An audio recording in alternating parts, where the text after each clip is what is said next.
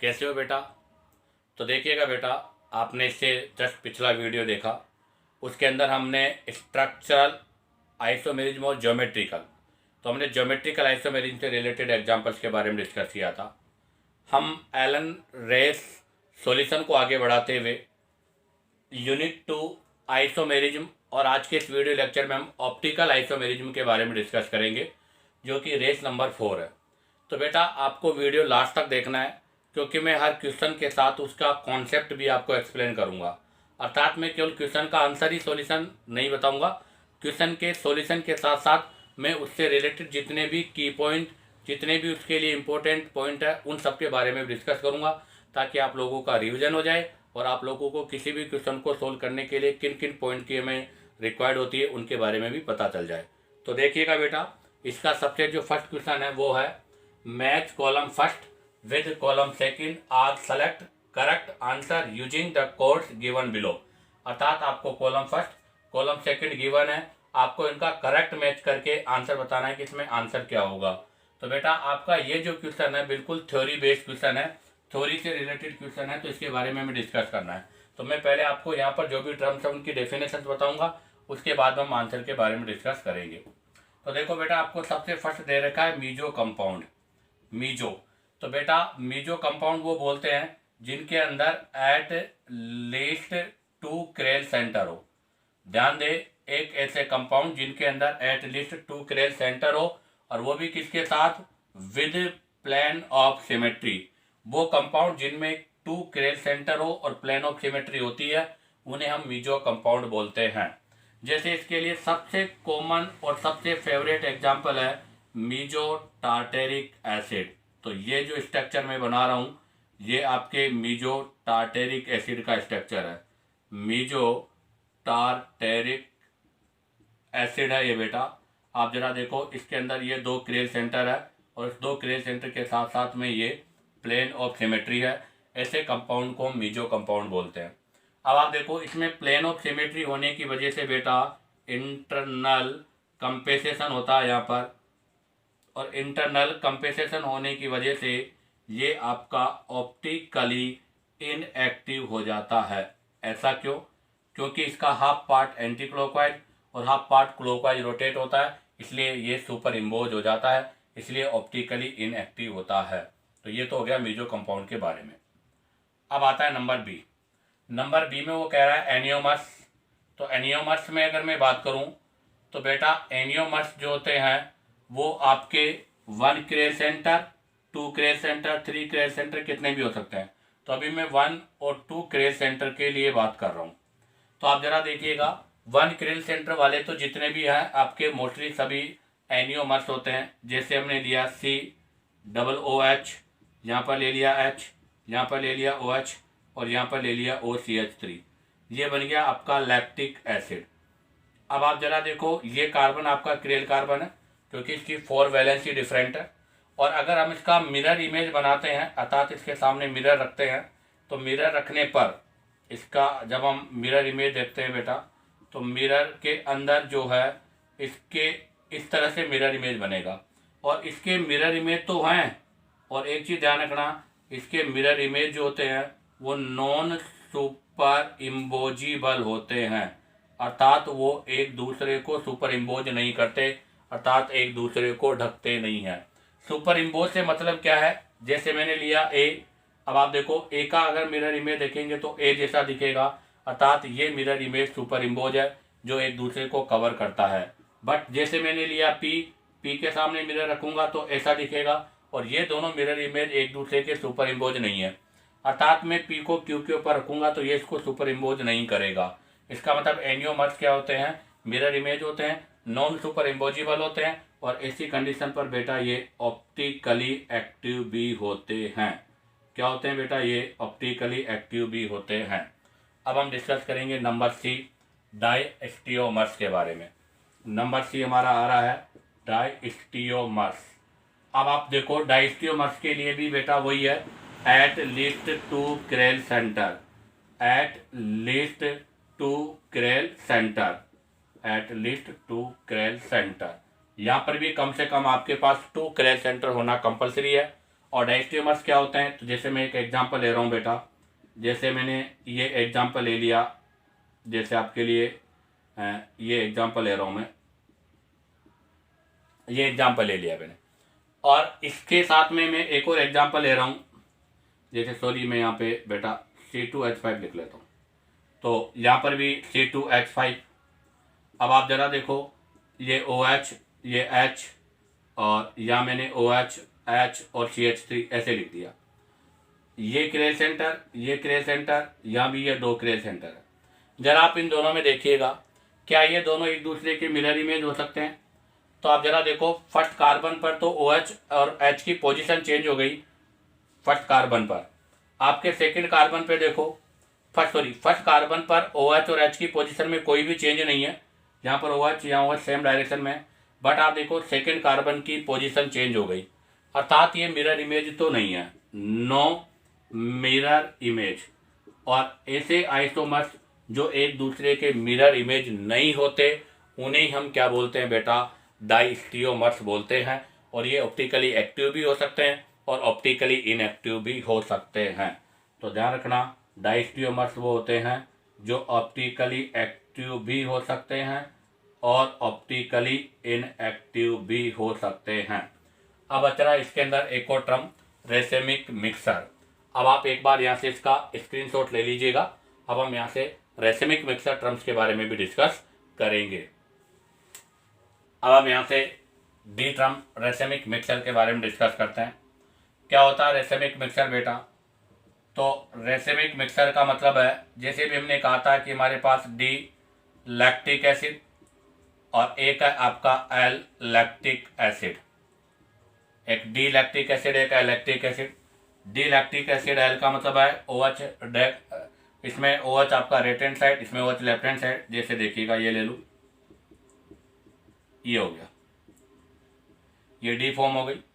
और जैसे मैं ले लूँ एक एग्जांपल में, तो ये एल फॉर्म हो गई। अगर मैं इन दोनों को, क्योंकि ये आपका क्लॉकवाइज एंटी क्लॉकवाइज है, और अगर इन दोनों का मैं इक्विमोलर मिक्सर बना दूं, तो ऐसा मिक्सर आपका क्या कहलाता है बेटा? Racemic mixer. अर्थात यहाँ पर डी और जो एल है उनका जो मिक्सर है वो 1:1 में होता है, अर्थात वो इक्विमोलर अमाउंट में होते हैं। ऐसा मिक्सर रेसेमिक मिक्सर कहलाता है।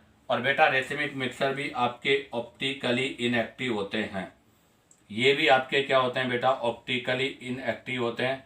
और इनके ऑप्टिकली एक्टिव होने का रीजन एक्सटर्नल कंपेंसेशन होता है, कंपेंसेशन होता है, अर्थात ये बाहर में मिलाने की वजह से हो रहा है, जबकि मीजो कंपाउंड ऑप्टिकली इनएक्टिव होते हैं वो इंटरनल कंपेंसेशन की वजह से होते हैं। तो अब आप बताइएगा यहाँ पर मैच द कॉलम में सही क्या होगा? तो देखो, सबसे फर्स्ट पी में दे रखा है एन इक्विमोलर मिक्सचर ऑफ एनियोमर्स। अब आप बताओ डी और जो एल है, डी और एल यहाँ देखिएगा, ये एक दूसरे के मिरर इमेज है, बिल्कुल मिरर इमेज भी है, और नॉन सुपर इम्बोजिबल भी है, बिल्कुल ये भी राइट है, नॉन सुपर इम्बोजिएबल भी है। तो इसका मतलब बोथ आर एनियोमर्स हो जाएगा, बिल्कुल राइट, ये आपके एनियोमर्स है। तो इसका मतलब अगर हम दो एनियोमर्स की इक्विमोलर अमाउंट में मिला देते हैं, अगर हम दो एनियोमर्स को इक्विमोलर अमाउंट में मिला देते हैं, तो इससे में हमेशा किसका फॉर्मेशन होता है? रेसेमिक मिक्सर का। तो इसका मतलब जो पी है वो किसके लिए है? रेसेमिक मिक्सर के लिए। तो इसका मतलब ये क्लियर हो गया कि ए, बी, सी और डी, डी में आपका पी आंसर होगा। अब आ जाएगा Q, stereo isomers that are not mirror image. अभी हमने कहा था कि डायस्टियोमर्स होते हैं जिनमें मिरर इमेज नहीं होते, तो इसका मतलब सी जो है वो क्यू टर्म से डिफाइन होगा। Number R, non superimposable mirror image. हमने भी कहा था एनियोमर्स वो होते हैं जो मिरर इमेज तो होते हैं बट नॉन सुपर इम्बोजिबल होते हैं, इसका मतलब एनियोमर्स आर से डिफाइन होगा। अब आता है आपका क्या बोलते हैं, एस वाला। एस में an optically inactive compound whose molecule is achiral even though they contain chiral centre. An optically inactive compound, आपका जो कंपाउंड है वो ऑप्टिकली इनएक्टिव है, हुज मॉलिक्यूल इज एक्रेल, आपका मॉलिक्यूल भी एक्रेल है, इवन थ्रो दे कंटेन, जिसके अंदर क्रेल सेंटर होते हैं। तो बिल्कुल मीजो कंपाउंड की डेफिनेशन यही होती है, एट लीस्ट 2 क्रेल सेंटर, जिसमें कम से कम 2 क्रेल सेंटर होने चाहिए बट उसमें प्लेन ऑफ सिमेट्री होने की वजह से आपका मोलिक्यूल क्या हो जाता है बेटा, एक्रेल हो जाता है। तो ध्यान रखना, मीजो कंपाउंड में क्रेल सेंटर तो होता है, बट उसमें प्लेन ऑफ सिमेट्री होने की वजह से आपका मोलिक्यूल क्या होता है, एक्रेल होता है, और इस वजह से वो ऑप्टिकली इनएक्टिव होता है। तो इसका मतलब ए में आपका क्या हो जाएगा बेटा, एस हो जाएगा। तो बताइएगा इसमें कौन सा आंसर आपका राइट है, SRQP, SRQP। तो बेटा इसका फर्स्ट आंसर आपका राइट है। अब आप चाहो तो यहाँ से इसका स्क्रीनशॉट ले लीजिएगा। अब हम यहाँ से नेक्स्ट क्वेश्चन नंबर 2 के बारे में डिस्कस करेंगे। तो देखिएगा बेटा question number 2, the correct absolute configuration assign for compound first and second respectively. आपको यहाँ पर एक कंपाउंड फर्स्ट और सेकंड गिवन है, इसका आपको करेक्ट कॉन्फ़िगरेशन बताना है। तो देखिएगा बेटा, हमें ऑप्टिकल आइसोमेरिज्म में कॉन्फ़िगरेशन के लिए 2 सिस्टम यूज करते हैं। एक आपका एब्सोल्यूट है और एक आपका रिलेटिव है। तो एक तो होता है रिलेटिव कॉन्फ़िगरेशन और एक आपका होता है एब्सोल्यूट कॉन्फ़िगरेशन, जिसके अंदर RS और रिलेटिव में D और L। तो रिलेटिव में तो हम गिल्सर एल्डिहाइड के रेस्पेक्ट में डिस्कस करते हैं कि आपका जो गिल्सर एल्डिहाइड है ये, इसके रेस्पेक्ट में अगर OH राइट हैंड साइड है तो उसको D, और अगर इसके अंदर OH आपका लेफ्ट हैंड साइड है तो उसको हम L फॉर्म बोलते हैं। बट यहाँ पर रिलेटिव नहीं, एब्सोल्यूट की बात हो रही है। और एब्सोल्यूट भी हम 2 टाइप के फॉर्म में, एब्सोल्यूट भी हम 2 टाइप की फॉर्म में, एक तो फिशर प्रोजेक्शन और एक आपका हो जाएगा वेज डैश, फिशर और एक हो जाएगा आपका वेज डैश। तो अभी हमारे पास जो फॉर्म है वो वेज डैश नहीं है, फिशर है। क्या है इसके लिए सबसे फर्स्ट, तो रूल नंबर फर्स्ट है कि सबसे हम पहले प्रायोरिटी डिसाइड करेंगे। Priority is directly proportional to atomic number होगा। तो आप जरा देखिएगा, फर्स्ट के अंदर हम इसकी प्रायोरिटी डिसाइड करेंगे। तो यहाँ पर कार्बन है, यहाँ पर नाइट्रोजन है, यहाँ पर कार्बन है, यहाँ पर कार्बन है। तो नाइट्रोजन 7 पर, कार्बन 6 पर है, तो ये नंबर 1 हो जाएगा। इन दोनों में ये नंबर 2 हो जाएगा, ये नंबर 3 हो जाएगा और ये नंबर 4 हो जाएगा। हमने कैसे डिसाइड किया बेटा कि ये नंबर 2 होगा, तो आप ज़रा देखिएगा, कार्बोक्सिलिक एसिड है वो, अर्थात वो C डबल बॉन्ड OH है। अगर कार्बन डबल बॉन्ड से बॉन्डेड है तो उसको हम डुप्लीकेट मानते हैं। इसका मतलब ये वाला कार्बन, अगर मैं कहूँ कि यहाँ पर ये जो कार्बन है वो किस किस से बाइंड है, तो ये वाला carbon oxygen oxygen oxygen 3 oxygen से बाइंड है। जबकि अगर मिथाइल में अगर हम बात करें, अगर मैं यहाँ पर डिस्कस करूँ किसके बारे में, मिथाइल में, तो मिथाइल में ये वाला जो आपका कार्बन है वो 3 हाइड्रोजन से बाइंड होता है। तो इसका रूल नंबर 2 यही है, priority is directly proportional to atomic number. If first atom same, तब हम सेकंड को देखते हैं। इफ फर्स्ट एटम सेम, अगर आपका फर्स्ट एटम सेम होता है तो हम सेकंड को देखते हैं। अगर सेकंड सेम हो तो थर्ड को देखते हैं, और डबल बॉन्ड को डुप्लीकेट और ट्रिपल बॉन्ड को ट्रिप्लीकेट मानते हैं। अब आता है रूल नंबर 2। रूल नंबर 2 यह है कि वी गो फ्रॉम 1 to 2, हम 1 से 2 की ओर जाते हैं। तो ध्यान रखना, 1 से 2 की ओर जाते समय अगर 3 आ रहा है तो उसको क्रॉस नहीं कर सकते, बट 4 नंबर को हम क्रॉस कर सकते हैं। जब हम 1 से 2 की तरफ जा रहे हैं तो 3 को क्रॉस नहीं कर सकते, बट 4 को क्रॉस कर सकते हैं। तो जरा आप देखिएगा, आपने यहाँ पर 1 2 3 4 डिसाइड किया, 1 से हम 2 की ओर जा रहे हैं तो ये 1 से 2 की ओर हो गया। जब हम 1 से 2 की ओर जा रहे हैं तो 2 कंडीशन होगी, या तो क्लॉकवाइज होगा या एंटी क्लॉकवाइज होगा। तो ध्यान दे बेटा, अगर आपका हम 1 से 2 की ओर जा रहे हैं, क्लॉकवाइज है तो R होगा और एंटी क्लॉकवाइज है तो S होगा। बट ये कंडीशन तब अप्लाई होगी जब आपकी लोअर प्रायोरिटी ऐसे वर्टिकल लाइन पर हो। कौन सी लाइन पर हो बेटा, वर्टिकल लाइन के ऊपर हो। तो अगर ये इस वर्टिकल लाइन पर है तो ये होगा, अगर वो वर्टिकल लाइन पर नहीं, हॉरिजॉन्टल लाइन पर है तो इसका अपोजिट हो जाएगा। अर्थात अगर ये ऐसे हॉरिजॉन्टल लाइन पर होगा तो क्लॉकवाइज S हो जाएगा और एंटी क्लॉकवाइज R हो जाएगा। तो अब देखिएगा, जब हम 1 से 2 जा रहे हैं तो बेटा ये आपका क्लॉकवाइज नहीं, कौन सी डायरेक्शन है, एंटी क्लॉकवाइज डायरेक्शन है। अब आप जरा देखिएगा, अगर यहाँ पर एंटी क्लॉकवाइज डायरेक्शन है और लोएस्ट प्रायोरिटी आपकी ऐसे रखी हुई है, तो बताओ एंटी क्लॉकवाइज डायरेक्शन के अकॉर्डिंग इसका कॉन्फ़िगरेशन क्या हो जाएगा बेटा, R। तो ये आप R कॉन्फ़िगरेशन में है। अब आप देखिएगा, इसमें यहाँ पर नाइट्रोजन, यहाँ पर कार्बन, यहाँ पर कार्बन, तो बेटा नंबर 1 अभी भी यही होगा। अब हमें डिसाइड करना है नंबर 2 COOH और CH2S में। तो आप जरा देखो, C डबल बॉन्ड OH ये है, तो यहाँ पर कार्बन ऑक्सीजन ऑक्सीजन ऑक्सीजन से जुड़ा हुआ है, अर्थात 1 2 ऑक्सीजन तो ये है और डबल बॉन्डेड है, तो इसका मतलब ये 1 ऑक्सीजन नहीं 2 ऑक्सीजन है। और अगर इसमें मैं डिस्कस करूं तो यहाँ देखो आप CH2SH, तो ज़रा देखिएगा बेटा, यहाँ पर ये कार्बन 2 हाइड्रोजन और एक सल्फर से ऐड है और पहले हमेशा हाई एटॉमिक नंबर को लिखा जाता है, अर्थात ये लिखने का जो क्रम होता है वो हमेशा डिक्रीजिंग ऑर्डर में लिखते हैं। किसके अंदर लिखते हैं बेटा? हमेशा डिक्रीजिंग ऑर्डर में इसको लिखते हैं। तो ज़रा देखो यहाँ पर ऑक्सीजन 8 नंबर पर है जबकि सल्फर 16 पर है, इसका मतलब सल्फर का एटॉमिक नंबर मोर है, तो बेटा आपके पास नंबर 1 वो नहीं होगा, नंबर 2 ये होगा, सॉरी नंबर 2 आपका COOH नहीं, नंबर 2 ये वाला ग्रुप होगा, वो वाला ग्रुप नंबर 3 होगा और ये वाला नंबर 4 होगा। जब हम 1 से 2 जा रहे हैं तो बेटा आपकी बार क्लॉकवाइज है, बेटा क्लॉकवाइज है और आपका 4 ऐसे रखा हुआ है, तो बताओ कौन सा कॉन्फ़िगरेशन हो गया? S कॉन्फ़िगरेशन हो गया। तो इसका मतलब फर्स्ट कंपाउंड में कॉन्फ़िगरेशन R है और सेकंड कंपाउंड में कॉन्फ़िगरेशन S है, तो बताओ उसका कौन सा आंसर आपका राइट है? तो फर्स्ट ऑप्शन आपका रॉन्ग है, सेकंड आंसर आपका राइट है। अब आप चाहो तो यहाँ से इसका स्क्रीनशॉट ले लीजिएगा। अब हम यहाँ से नेक्स्ट क्वेश्चन नंबर 3 के बारे में डिस्कस करेंगे। तो देखिएगा बेटा, next question number 3, which of the following cyclopentane derivative is optically inactive. आपको साइक्लोपेंटेन के डेरिवेट गिवन है, आपको बताना कि इनमें से कौन से ऑप्टिकली इनएक्टिव है। तो देखिएगा बेटा, साइक्लोपेंटेन का स्ट्रक्चर ये है और इस साइक्लोपेंटेन के स्ट्रक्चर में 1 2 और 1 3 अर्थात 2 पोजीशन होती है, एक होती है 1 2 और एक होती है आपकी 1 3 पोजीशन। अब आप जरा देखिएगा 1 2 और 1 3 पोजीशन में से आपके 1 2 पोजीशन हो चाहे 1 3 पोजीशन हो, दोनों के अंदर ही आपकी जो सिस फॉर्म है, आपकी जो सिस फॉर्म है और जो ट्रांसफॉर्म है, 2 फॉर्म होगी। तो इनके अंदर सिस फॉर्म के अंदर तो प्लेन ऑफ सिमेट्री होती है, बट ट्रांसफॉर्म के अंदर प्लेन ऑफ सिमेट्री नहीं होती। और इनकी सिस फॉर्म में प्लेन ऑफ सिमेट्री होने की वजह से बेटा ये क्या होते हैं? ऑप्टिकली इनएक्टिव होते हैं।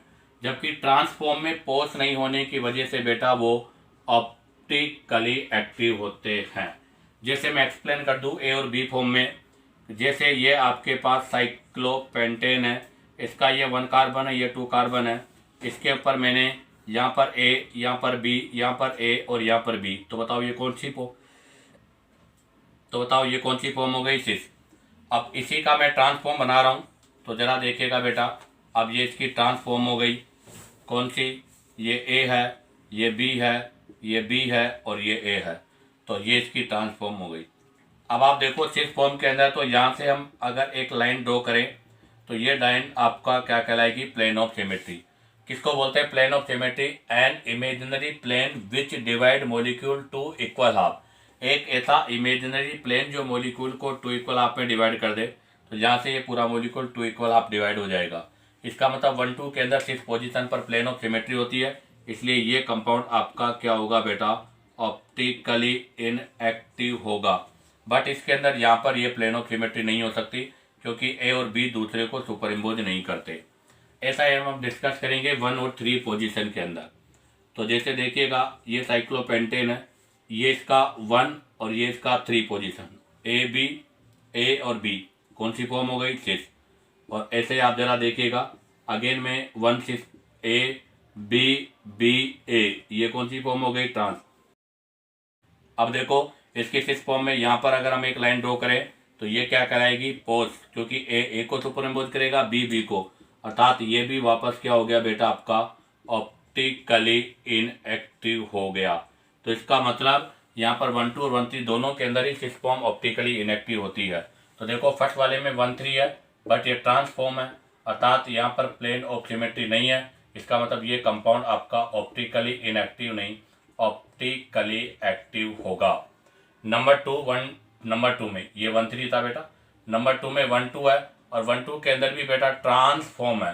ट्रांसफॉर्म है तो आपको पता है प्लेन ऑफ सिमेट्री नहीं होगी, और आपको पता है अगर प्लेन ऑफ सिमेट्री नहीं होगी तो ये कंपाउंड भी आपका ऑप्टिकली एक्टिव होगा। आगे आ जाएगा नेक्स्ट वाले में बेटा 1 और 3 कंडीशन है, और 1 और 3 कंडीशन के अंदर सिस है बेटा, और अगर सिस है तो कन्फर्म है यहाँ पर प्लेन ऑफ सिमेट्री होगी, और प्लेन ऑफ सिमेट्री होने की वजह से ये कंपाउंड आपका ऑप्टिकली इनएक्टिव होगा। तो इसका आंसर कौन सा होगा बेटा? सी। नंबर डी में अगर बात करें तो नंबर डी में भी 1,3 पोजीशन है, बट यहाँ तो ये दोनों एच एच अपोजिट साइड है, अर्थात वही ट्रांसफॉर्म में, इसलिए यहाँ पर भी आपके प्लेन ऑफ सिमेट्री नहीं हो सकती। तो बताइएगा इस क्वेश्चन का आंसर क्या होगा बेटा? सी। अब आप चाहो तो यहाँ से इसका स्क्रीनशॉट ले लीजिएगा। अब हम यहाँ से नेक्स्ट क्वेश्चन के बारे में डिस्कस करेंगे। तो देखिएगा बेटा, next question number 4, match column first with column second and select the correct answer using the code. आपको यहाँ पर कॉलम फर्स्ट और कॉलम सेकंड गिवन है बेटा, आपको कॉलम फर्स्ट और कॉलम सेकंड को करेक्ट मैच करना है और हमें कोड जो दिया गया उसका आंसर बताना है। तो देखो बेटा, ये भी आपका वही कॉन्सेप्टली मतलब डेफिनेशन से रिलेटेड पॉइंट है। तो यहाँ से पहले मैं इनके डेफिनेशन के बारे में डिस्कस करेंगे। सबसे पहला है कॉन्स्टिट्यूशनल। अगर कॉन्स्टिट्यूशनल की बात करें ए, तो इसको हम स्ट्रक्चरल आइसोमेरिज्म भी बोलते हैं बेटा। क्या बोलते हैं इसको? हम स्ट्रक्चरल आइसोमेरिज्म। और स्ट्रक्चरल आइसोमेरिज्म का डेफिनेशन क्या होता है? स्ट्रक्चरल आइसोमेरिज्म का डेफिनेशन ये होता है कि जहाँ पर 2 and more than 2 isomers that are different in connected, 2 or more than 2 isomers which are differ in connection या कनेक्टेड, जो डिफरेंट कनेक्टेड होते हैं उन्हीं को हम स्ट्रक्चरल आइसोमर्स बोलते हैं। जैसे स्ट्रक्चरल आइसोमर्स में मैं बात करूँ तो यहाँ पर सी आई है, पोजीशन आइसोमेरिज्म है, फंक्शन आइसोमेरिज्म है, रिंग चेन आइसोमेरिज्म है, मेटामर है और टोटोमेरिज्म है।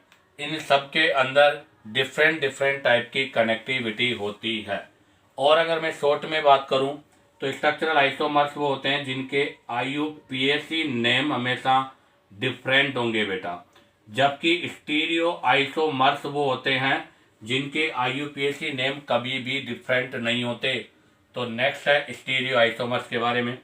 तो नंबर 2 पॉइंट अगर मैं डिस्कस करूं स्टीरियो आइसोमर्स, तो बताओ स्टीरियो आइसोमर्स किसको बोलते हैं? तो 2 and more than 2 isomers that are different in spectral arrangement. ध्यान रखना बेटा, ये क्या होते हैं? स्पेस में इनका जो अरेंजमेंट होता है वो डिफरेंट होता है। तो यहाँ पर लिखा जाएगा अरेंजमेंट डिफरेंट इन स्पेस, अर्थात स्पेस में इनका अरेंजमेंट डिफरेंट होता है। अर्थात स्टीरियो आइसोमर्स 3D होते हैं, ये 3 डायमेंशनल है जिनको हम बोर्ड पर एक्सप्लेन नहीं कर सकते। और अगर शॉर्ट एंड स्वीट में कहूँ तो बेटा स्टीरियो आइसोमर्स वो होते हैं जिनके अंदर IUPAC नेम हमेशा सेम होते हैं, अर्थात इनकी कनेक्टिविटी सेम होती है, अर्थात इनमें कनेक्ट होने की टेंडेंसी सेम है। ये भी ध्यान रखना, कनेक्टेड जो टेंडेंसी है इनकी वो कनेक्टेड टेंडेंसी सेम होती है। तो स्टीरियो आइसोमर्स की डेफिनेशन ये हो गई। एनियोमर्स और डायस्टियोमर्स, एंटियोमर्स और डायस्टियोमर्स की डेफिनेशन अभी हमने फर्स्ट क्वेश्चन में डिस्कस किया था। एंटियोमर्स वो होते हैं जो एक दूसरे के मिरर इमेज हो बट नॉट सुपर इम्पोजिबल हो।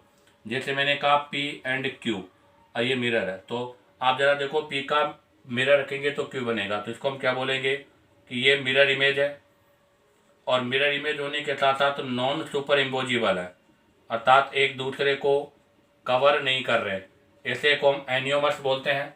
जबकि डायस्टियोमर्स किसको बोलते हैं? जैसे डायस्टियोमर्स में मैं बात करूं जो एक दूसरे के मिरर इमेज ही ना हो, जैसे मैंने यहाँ पर A लिया और यहाँ पर इसके सामने मैंने जैसे मान लो P ले लिया, तो आपको पता है A के अगर मिरर रखूंगा तो क्या P बनेगा? नहीं। अर्थात जो मिरर इमेज नहीं होते, और जो मिरर इमेज नहीं होते उन्हें हम क्या बोलते हैं? डायस्टियोमर्स बोलते हैं।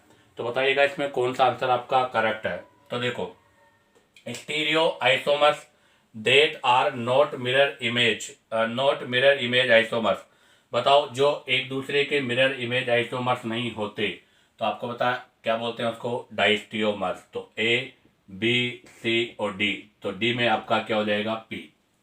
अब आ जाएगा B, isomers that have same constitutions but differ in the arrangement of their atom in space। Space का मतलब बेटा 3 डायमेंशनल, और 3 डायमेंशनल का मतलब स्टीरियो, तो B में क्या हो जाएगा? Q। अब आ जाएगा R, isomers that differ in the order in which their atom are connected, अर्थात उनके कनेक्शन का ऑर्डर डिफरेंट है, और जिनमें कनेक्शन का ऑर्डर डिफरेंट होता है उनको कॉन्स्टिट्यूशनल या स्ट्रक्चरल आइसोमर्स हम बोलते हैं, तो इसमें हो जाएगा आर। अब आ जाएगा S, stereo isomers that are related as an object and its non superimposable mirror image. जो मिरर इमेज हो बट नॉन सुपर इम्पोजिबल होते हैं उन्हें हम एनियोमर्स बोलते हैं। तो यहाँ पर हो जाएगा एस। तो बताइएगा अब इसका कौन सा आंसर आपका राइट है। तो ए में आर है, तो फर्स्ट ऑप्शन रॉन्ग है, सेकंड ऑप्शन रॉन्ग है, सी आंसर आपका राइट है। ए में आर है, बी में क्यू है, सी में एस है और डी में पी है। इसी के साथ आपका ये क्वेश्चन नंबर 4 कंप्लीट होता है। अब आप चाहो तो यहाँ से इसका स्क्रीनशॉट ले लीजिएगा। अब हम यहाँ से नेक्स्ट क्वेश्चन नंबर 5 के बारे में डिस्कस करेंगे। तो देखिएगा बेटा, next question number 5, the following structure represent a pair of. आपको यहाँ पर ये पेयर गिवन है, ये फर्स्ट है और ये सेकंड है। आपको बताना है कि इनकी जो स्ट्रक्चर है वो किसको रिप्रेजेंट करता है, अर्थात ये बताना है कि ये एनियोमर्स है, डाइस्टियोमर्स है, मीजो है या होमोमर्स है। तो देखिएगा, अब इसको हम डायरेक्ट देखकर तो प्रेजेंट नहीं कर सकते क्योंकि यहाँ बी आर सी एल की पोजीशन चेंज हो गई। तो सर ऐसे क्वेश्चनों को सोल्व करने का जो सबसे बेस्ट है वो है नोमेनक्लेचर। इनका हम नोमेनक्लेचर करेंगे। और अभी हमने जस्ट इससे पहले क्वेश्चन नंबर 2 में इनके नोमेनक्लेचर के बारे में डिस्कस किया था। तो नोमेनक्लेचर के लिए सबसे पहले तो हम इनका जो नंबर है वो डिसाइड करेंगे। तो बी आर नंबर 1 होगा, सी एल नंबर 2 होगा, मिथाइल नंबर 3 होगा और हाइड्रोजन नंबर 4 होगा। अब हम यहाँ से 1 से 2 की ओर जाएंगे। 1 से 2 की ओर क्लॉकवाइज नहीं बेटा, कौन सी डायरेक्शन है, एंटी क्लॉकवाइज। अब एंटी क्लॉकवाइज में एस होना चाहिए, बट आपकी लोअर प्रायोरिटी वर्टिकल नहीं ऐसे रखी हुई है, तो ये एंटी क्लॉकवाइज में एस की जगह क्या हो जाएगा, आर। तो फर्स्ट का कॉन्फ़िगरेशन है बेटा आर। अब सेकंड में देखो, सेकंड में बी आर फर्स्ट हो जाएगा, सी एल सेकेंड हो जाएगा, मिथाइल थर्ड हो जाएगा, हाइड्रोजन 4 हो जाएगा। हम 1 से 2 की जा रहे हैं, क्लॉकवाइज है और अब की बार आपकी लोअर प्रायोरिटी वर्टिकल लाइन पर ही है, तो इसका मतलब क्लॉकवाइज है, वर्टिकल लाइन पर है, तो ये भी क्या हो जाएगा बेटा आर। अर्थात दोनों के अंदर कॉन्फ़िगरेशन सेम है, और अगर दोनों में कॉन्फ़िगरेशन सेम है तो इसको हम क्या बोलते हैं, आइडेंटिकल। तो फर्स्ट ऑप्शन आपका रॉन्ग है, सेकंड आपका रॉन्ग है, थर्ड आपका रॉन्ग है। इसमें आइडेंटिकल नहीं है, तो होमोमर्स भी उसी को बोलते हैं जो आइडेंटिकल को रिप्रेजेंट करता है। तो बताइएगा इस क्वेश्चन का आंसर क्या होगा बेटा, डी। अब आ जाएगा क्वेश्चन नंबर 6। क्वेश्चन नंबर 6 के अंदर भी आपका सेम यही क्वेश्चन है बेटा कि आपको इन दोनों कंपाउंड्स के बीच में रिलेशनशिप बताना है कि क्या रिलेशनशिप है। अब की बार यहाँ पर 1 क्रेल सेंटर नहीं है बेटा, 2 क्रेल सेंटर है, और 2 क्रेल सेंटर है तो पहले तो इसमें नंबरिंग करेंगे। यहाँ पर फंक्शनल ग्रुप अल्कोहल है तो नंबरिंग यहाँ से हो जाएगी 1 2 3 4 5, और इसके अंदर भी नंबरिंग यहाँ से होगी 1 2 3 4 एंड 5। अब हम इसे एक एक कार्बन पर नोमेनक्लेचर डिसाइड करके फिर डिसाइड करेंगे कि ये एक दूसरे के क्या है। तो देखिएगा, सबसे फर्स्ट में मैं नंबर 2 कार्बन की बात करूं तो मिथाइल, और नंबर 2 कार्बन पे यहाँ पर OH और यहाँ पर हाइड्रोजन है। इस कार्बन से डायरेक्ट तो कार्बन अटैच है, इस कार्बन से डायरेक्ट तो कार्बन है, और इस कार्बन की एक वैलेंसी कंप्लीट हो गई 3 वैलेंसियों में से। एक वैलेंसी Br की है, एक वैलेंसी कार्बन से है और एक वैलेंसी हाइड्रोजन से है। अब आप देखो, सबसे पहले अगर हम नंबरिंग की बात करें तो नंबर 1 OH होगा और नंबर 2 ये वाला कार्बन होगा। ऐसा क्यों? क्योंकि यहाँ पर कार्बन और हाइड्रोजन में इस वाले कार्बन पर तो हाइड्रोजन हाइड्रोजन हाइड्रोजन है, जबकि इस वाले कार्बन पर Br और कार्बन है, इसलिए इसका एटॉमिक नंबर 2 होगा। अब हम 1 से 2 की ओर जा रहे हैं बेटा, क्लॉकवाइज डायरेक्शन है और आपकी लोएस्ट प्रायोरिटी वर्टिकल लाइन पर नहीं हॉरिजॉन्टल लाइन पर है, तो इसका मतलब क्लॉकवाइज में इसका कॉन्फ़िगरेशन क्या हो जाएगा, एस। तो इसका मतलब 2 नंबर के कार्बन पर कॉन्फ़िगरेशन क्या आ रहा है बेटा, एस। अब हम लिखेंगे 3 नंबर के कार्बन पर कॉन्फ़िगरेशन। तो नंबर 3 कार्बन पे देखिएगा, ये तो हो जाएगा C2H5 इथाइल, ये हो जाएगा Br, ये हो जाएगा H और यहाँ पर ये कार्बन। अब आप देखो, इस कार्बन के साथ में एक वैलेंसी कंप्लीट है, 3 वैलेंसी में एक वैलेंसी ऑक्सीजन का है, एक वैलेंसी कार्बन से है और एक वैलेंसी हाइड्रोजन से है। तो अभी नंबर 1 तो अभी भी Br होगा। अब नंबर 2 ये होगा कि ये होगा, तो यहाँ पर अगर वैलेंसी की बात करें तो यहाँ पर CH और H से है, जबकि वहाँ पर OCH से है, तो ये नंबर 2 हो जाएगा। हम 1 से 2 की ओर जा रहे हैं, अभी भी क्लॉकवाइज है और आपकी लोएस्ट प्रायोरिटी ऐसे ही आपके हॉरिजॉन्टल पर है। हॉरिजॉन्टल है, क्लॉकवाइज है, तो इसको भी हम क्या बोल देंगे बेटा, 2S बोल देंगे। क्योंकि अगर ये वर्टिकल लाइन पर होती तो R हो जाता। तो इसका मतलब इसमें 2 नंबर का कार्बन का कॉन्फ़िगरेशन ऐसा है और 3 नंबर के कार्बन के कॉन्फ़िगरेशन भी ऐसा है। अब हम बात करेंगे, ये तो अभी मैंने फर्स्ट के बारे में डिस्कस किया है, अब हम डिस्कस करेंगे किसके बारे में, सेकंड के बारे में। तो ज़रा देखिएगा, अब सेकंड के बारे में डिस्कस करेंगे तो सेकंड पर क्या है। तो सेकंड के फर्स्ट में HOH CH3C, इस कार्बन पर एक Br है, एक कार्बन है, एक हाइड्रोजन है। ये नंबर 1 होगा, ये नंबर 2 होगा। एंटी क्लॉकवाइज है बेटा, कौन सी डायरेक्शन है, एंटी क्लॉकवाइज। और एंटी क्लॉकवाइज में आपकी लोएस्ट प्रायोरिटी ऐसे वर्टिकल पर है तो ये क्या हो जाएगा, S। तो ये हो जाएगा आपका 2S कॉन्फ़िगरेशन। अब नीचे वाले कार्बन पे देखिएगा, ये हाइड्रोजन है, ये इथाइल है, और नीचे वाले कार्बन पर ये Br है, और ऊपर वाले कार्बन पे देखो यहाँ कार्बन है, कार्बन के रिस्पेक्ट पे एक O और एक C और एक H है, O C और H। नंबर 1 ये हो जाएगा, ये नंबर 2 हो जाएगा, ये नंबर 4 हो जाएगा, और ये नंबर 3 हो जाएगा। अब हम 1 से 2 की ओर जाएंगे तो बेटा नंबर 3 को क्रॉस नहीं कर सकते, नंबर 4 को क्रॉस करेंगे। तो हम यहाँ से नंबर 2 की तरफ जा रहे हैं, तो हम जब ये जाएंगे तो ये 1 से 2 की ओर जा रहे हैं। 1 से 2 की ओर जाते समय क्लॉकवाइज डायरेक्शन है। अब बताओ, अगर 1 से 2 की ओर जा रहे हैं हम, क्लॉकवाइज डायरेक्शन है, कौन सी डायरेक्शन है बेटा, क्लॉकवाइज डायरेक्शन है। क्लॉकवाइज डायरेक्शन है तो क्या होना चाहिए था, R, बट आपकी लोएस्ट प्रायोरिटी से रखी हुई है तो ये भी कौन सा कॉन्फ़िगरेशन हो जाएगा, S। तो ये हो जाएगा 3S, सॉरी यहाँ पर 2 नहीं 3 आएगा। तो आप जरा देखो, इसके अंदर 2 पर भी S है, 3 पर भी S है, उसके अंदर भी 2 पर भी S है, 3 पर भी S है, अर्थात दोनों कार्बन पर कॉन्फ़िगरेशन सेम है। अगर दोनों कार्बन पर कॉन्फ़िगरेशन सेम है तो इनको हम क्या बोलते हैं, आइडेंटिकल। तो बताइएगा इस क्वेश्चन का आंसर क्या होगा बेटा, फर्स्ट आइडेंटिकल। एनियोमर्स नहीं होगा, डाइस्टीमर्स भी नहीं होगा, रैपीमर्स भी नहीं होगा। अब आप यहाँ से इसका स्क्रीनशॉट लीजिएगा। अब मैं आपको यहाँ से कब ये एनियोमर्स होता और कब ये डाइस्टीमर्स होता और ये कब एपीमर्स होता, इसके बारे में डिस्कस करूँगा। तो देखिएगा बेटा, अब हम क्वेश्चन नंबर 5 और 6 को अगेन दूसरे कॉन्सेप्ट एक्सप्लेन करते हैं। क्या कॉन्सेप्ट है, तो आप देखिएगा, एक स्टैंडर्ड कॉन्सेप्ट है, वो मैं आपको एक्सप्लेन कर दूं कि जैसे आपके पास फिशर में ये A, B, ये D और ये E है। अगर हम इनमें से किसी एक को फिक्स रखकर, फिक्स एटम, हम किसी भी एक एटम को फिक्स रखकर उसको हम रोटेट कर सकते हैं, कोई सी भी डायरेक्शन में आप रोटेट करो। ऐसी कंडीशन पर आपका जो कॉन्फ़िगरेशन मिलेगा वो कॉन्फ़िगरेशन सेम होगा, उसमें कोई भी चेंज नहीं होगा। अर्थात ऐसी कंडीशन पर हमें जो कॉन्फ़िगरेशन मिलेगा वो कॉन्फ़िगरेशन आइडेंटिकल का होगा। अब इसी कॉन्सेप्ट को हम यहाँ पर यूज करने जा रहे हैं। तो देखिएगा, सबसे पहले इसके अंदर मैंने क्या किया बेटा, इस मिथाइल को फिक्स कर दिया और इसको रोटेट कर दिया इस तरह से। अब आप देखो, जब हम मिथाइल को फिक्स रखकर इसको रोटेट करेंगे तो बेटा Br यहाँ पर आ जाएगा, हाइड्रोजन यहाँ पर आ जाएगा और क्लोरीन यहाँ पर आ जाएगा। ये 1 टाइम रोटेशन हो गया, इन दोनों का कॉन्फ़िगरेशन सेम है। फिर हम क्या करते हैं, अगेन मैंने अब की बार क्या किया, इस Br को फिक्स कर दिया बेटा और इसको रोटेट कर दिया, क्लोरीन यहाँ पर आ जाएगा, मिथाइल यहाँ पर आ जाएगा, हाइड्रोजन यहाँ पर आ जाएगा।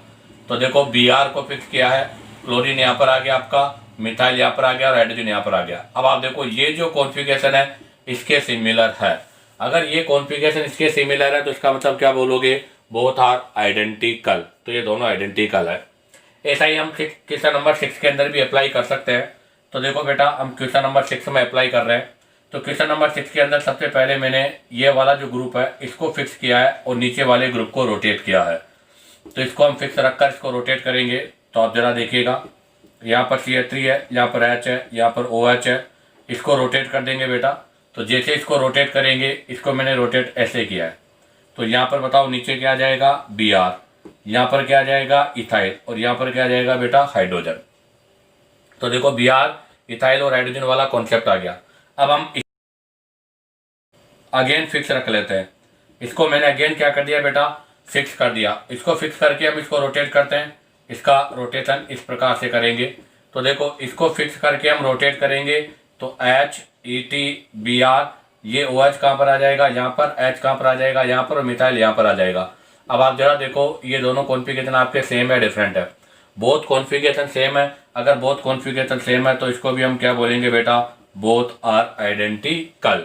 तो कहने का मतलब यह है कि अगर आपको 2 ग्रुप दे रखे हैं, तो या तो उनका नोमेनक्लेचर करके आप उनके बीच में डिसीजन कर सकते हो कि वो उनके बीच में क्या रिलेशन है, या फिर हम यहाँ पर इनको रोटेट करके, रोटेशन किसी भी तरीके से कर सकते हैं, वो डिपेंड करता है क्वेश्चन की कंडीशन पर। हाँ, ये जरूर ध्यान रखना, अगर किसी वन को फिक्स करके अगर हम रोटेट करते हैं तो इसी कंडीशन पर कॉन्फ़िगरेशन हमेशा सेम ऑब्टेन होता है। अब मैं यहाँ से एक्सप्लेन कर देता हूँ नोमेनक्लेचर के अंदर कि कैसे हमें पता चलेगा कि वो एनियोमर्स है। तो ध्यान दे बेटा, अगर वो एनियोमर्स है तो हमें कैसे पता चलेगा कि वो एनियोमर्स है। तो वन क्रेल सेंटर में अगर आर कॉन्फ़िगरेशन होगा तो वो एस हो जाएगा, और एस होगा तो आर हो जाएगा। इसका मतलब वो क्या है, पेयर ऑफ एनियोमर्स है। या टू क्रेल सेंटर में हो तो आर आर हो तो वो क्या हो जाएगा, एस एस। अगर वो एस एस है तो क्या हो जाएगा, आर आर। अगर वो एस आर है तो क्या हो जाएगा बेटा, आर एस। और अगर वो आर एस है तो क्या हो जाएगा बेटा, एस आर। तो ये सब कंडीशन किसकी है, एनियोमर्स की कंडीशन है। कहने का मतलब यह है कि अगर आपको फर्स्ट कंपाउंड में आर कॉन्फ़िगरेशन है और जो सेकंड हाउस में अगर एस हो रहा है तो उनके बीच में कौन सा रिलेशन होगा बेटा, एनियोमर्स का रिलेशन होगा। ये वन क्रेल सेंटर के लिए और ये टू क्रेल सेंटर के लिए है। ऐसे ही अगर मैं डाइस्टियोमर्स के रिलेशनशिप की बात करूं, किसकी बात करूं बेटा, डाइस्टियोमर्स। तो डाइस्टियोमर्स में आपको पता है मिरर इमेज नहीं होते और एटलीस्ट टू क्रेल सेंटर होते हैं। तो जैसे मैंने ले लिया फर्स्ट आर और आर, तो यहाँ पर क्या होगा, आर एस हो जाएगा या फिर एस आर हो जाएगा। अर्थात आर एस में से देखो यहाँ पर फर्स्ट का कॉन्फ़िगरेशन सेम है, सेकंड का कॉन्फ़िगरेशन चेंज हो गया, या फिर फर्स्ट का कॉन्फ़िगरेशन चेंज हो गया और सेकंड का कॉन्फ़िगरेशन सेम है। या फिर देखो जैसे मैंने एस एस ले लिया, तो बताओ आप क्या बोलोगे, ये हो जाए एस आर या फिर ये हो जाए आपका आर एस। तो देखो फर्स्ट का कॉन्फ़िगरेशन सेम है, सेकंड का चेंज हो गया, फर्स्ट का चेंज हो गया, सेकंड का सेम है। अर्थात आपके टू क्रेल सेंटर में से किसी वन क्रेल सेंटर पर अगर कॉन्फ़िगरेशन चेंज हो जाता है तो उसको हम क्या बोलते हैं बेटा, डाइस्टियोमर्स बोलते हैं। तो वो किसकी कंडीशन है बेटा, आपके डाइस्टियोमर्स की कंडीशन है। और भी अगर हम कॉन्फ़िगरेशन में करें तो जैसे मान लो आपके पास वो आर एस में है, किसमें, आर एस में है। आर एस में तो आर की जगह एस और एस की जगह एस हो सकता है, या फिर यहाँ पर क्या बोलते हैं, आर की जगह आर हो जाए, एस की जगह आर हो जाए। इस तरह से मतलब यह है कि अगर वन कार्बन पर कॉन्फ़िगरेशन चेंज होगा तो वो डाइस्टियोमर्स होगा, और अगर आपके एनियोमर्स में वन क्रेल सेंटर में अपोजिट आ जाएगा और टू क्रेल सेंटर में भी क्या हो जाएगा, अपोजिट हो जाएगा। इसी के साथ में बेटा आपका ये unit 2 isomerism optical race number 4 का फर्स्ट पोर्शन कंप्लीट होता है। आपको उम्मीद करता हूँ कि बेटा वीडियो ज़रूर पसंद आया होगा।